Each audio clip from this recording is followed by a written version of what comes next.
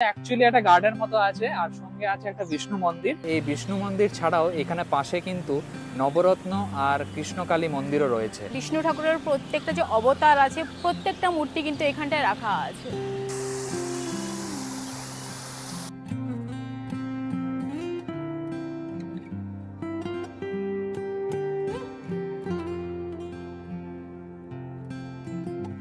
Hello guys, কেমন আছো সবাই?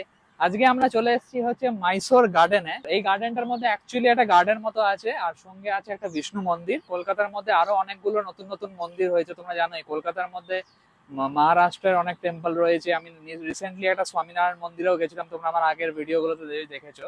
তো এটাও একটা নতুন একটা জায়গা যেটা মাইসোর গার্ডেন বলে পরিচিত। কেওড়াতলা শ্মশান যেখানে, তার জাস্ট পাশের জায়গাটাতে এটা আছে। কিভাবে হয়েছে এই মন্দির, কখন তোমরা আসতে পারবে এই মন্দিরটা, সমস্ত রকম ডিটেলসই দেবো এই ভিডিওটাতে। আমি আমার প্রত্যেক ভিডিওতে এটাই চেষ্টা করি নতুন নতুন জায়গা তোমাদেরকে সন্ধান দেওয়ার। তো চলো আজকে আমরা মাইসোর গার্ডেনটা একটু ঘুরে দেখি জায়গাটা কিরকম।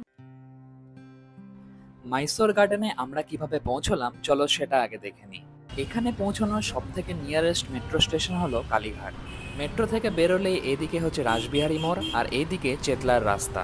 চেতলার রাস্তা দিয়ে সোজা যেতেই তোমরা দেখতে পাবে চেতলার ব্রিজ, আর তার ঠিক বাঁ দিক দিয়ে এই যে রাস্তাটা চলে যাচ্ছে, এই রাস্তাটায় তোমাদের ঢুকতে হবে। মেট্রো ছাড়াও কিন্তু বাস বা অটো করেও তোমরা এই জায়গাটায় আসতে পারো। এরপর সামনেই পড়বে দীনবন্ধু মেমোরিয়াল, আর এরপর দু পা হাঁটলেই আমরা পৌঁছে যাব আজকের আমাদের ডেস্টিনেশন। কেওড়াতলা মহাশ্মশানের ঠিক পাশের জায়গাটাই হলো মহীশূর উদ্যান বা মাইসোর গার্ডেন। মেন গেটের পাশেই রয়েছে কিন্তু পার্কিংয়ের ব্যবস্থাও। তো এবার চলো মেন গেট দিয়ে ভেতরে প্রবেশ করা যাক।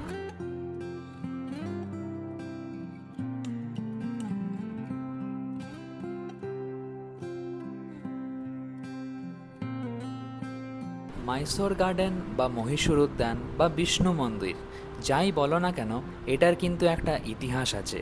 সেই ইতিহাসটাই কিছুক্ষণের মধ্যেই তোমাদের সঙ্গে শেয়ার করব।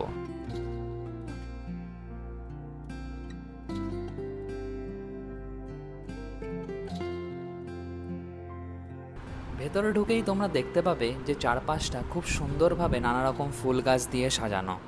নানা রকম ধরনের ফুল গাছ এখানের বাগানের শোভা বাড়াচ্ছে। মন্দিরের এই সমস্ত চত্বরটা কিন্তু খুব সুন্দরভাবে সাজানো। মানে এই মাইসোর গার্ডেনটাকে খুব সুন্দরভাবে নানা রকম ফুলের গাছ দিয়ে কিন্তু চারদিকটা বেশ পরিষ্কার পরিচ্ছন্নভাবে রাখা হয়েছে। আর এই যে এই জায়গাটায় তোমরা দেখো, এখানে একটা মডেল তৈরি করা হয়েছে যে এখানে দুজন বসে হুক্কা খাচ্ছে।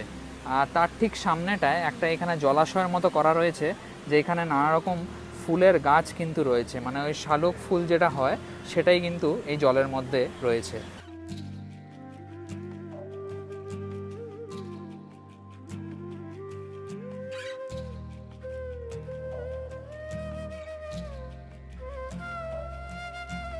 আর এই যে বিষ্ণু মন্দির, এই মহীশূর উদ্যানের যে বিষ্ণু মন্দিরটা, সেটার যে ইতিহাসটা, কিভাবে এটা তৈরি হলো চলো সেটা এবার দেখে। সালটা ছিল 1894, আর তখনকার ভারতের গভর্নর জেনারেল ছিলেন লর্ড এলগিন। কলকাতায় তারই সঙ্গে দেখা করতে এসেছিলেন মহীশূরের মহারাজা চামারেন্দ্র ওয়াদিয়ার, যিনি মহীশূরের নারী শিক্ষা ও শিল্পর কাজে অনেক সাহায্যও করেছিলেন। কিন্তু মহারাজা কলকাতায় এসেই মাত্র 33 বছর বয়সেই মারা যান ডিপথেরিয়া রোগে।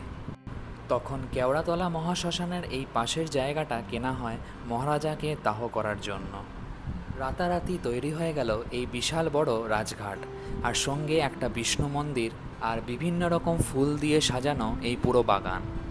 80 দশক অবধি মহীশূরের রাজপরিবারই এই জায়গাটা দেখাশোনা করত, কিন্তু ইদানিং কলকাতা কর্পোরেশনের হাতেই সেই দায়ভার তুলে দেওয়া হয়েছে। আর মন্দিরের ঠিক সামনে জায়গাটায়, এই জায়গাটায় দেখো কি সুন্দর একটা ফোয়ারার মতো তৈরি হয়েছে। এটা আমরা যখন এলাম তখন কিন্তু এটা চলছিল না, বাট এই জাস্ট এখন ইভিনিং হতে এটা কিন্তু স্টার্ট হলো।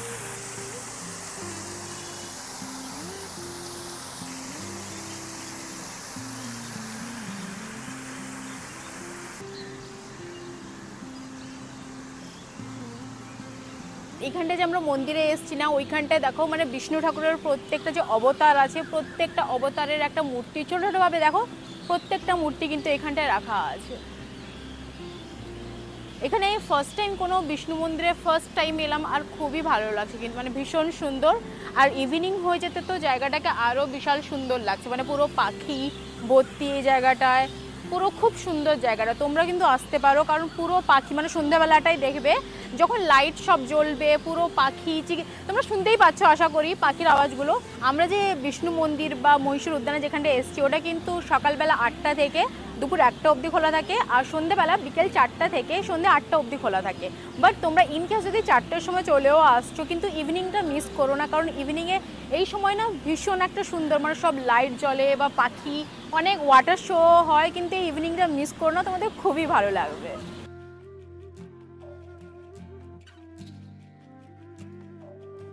এই বিষ্ণু মন্দির ছাড়াও এখানে পাশে কিন্তু নবরত্ন আর কৃষ্ণকালী মন্দিরও রয়েছে। কেওড়াতলা মহাশ্মশানের রাস্তা দিয়ে সোজা যেতেই তোমরা দেখতে পেয়ে যাবে এখানে একটা অনেক পুরনো আদি কৃষ্ণকালী মন্দিরও রয়েছে। এই মন্দিরটাতেও তোমরা দর্শন করতে পারো।